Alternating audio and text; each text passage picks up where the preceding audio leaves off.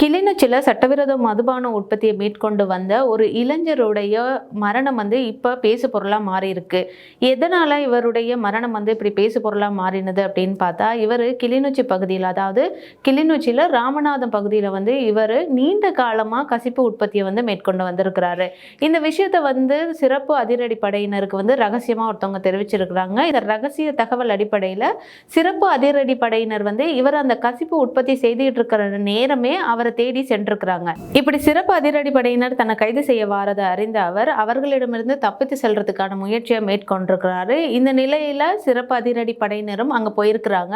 இப்படி அவர் தப்பித்து செல்ல முயற்சிக்கும் போது அவரை இந்த சிறப்பு அதிரடி படையினர் துரத்தி சென்றிருக்கிறாங்க. இந்த நிலையில ஓடிக்கொண்டிருந்த அவர் தவறுதலா ஒரு கிணற்றுல விழுந்து அங்கே உயிரிழந்திருக்கிறாரு. இந்த நிலையில தான் அவருடைய அந்த மரணம் இப்ப பேசு பொருளா மாறி இருக்கு. இவர் தொடர்ச்சியா சட்டவிரோதமான அந்த கசிப்பு உற்பத்தியில ஈடுபட்டு வந்திருக்கிறாரு.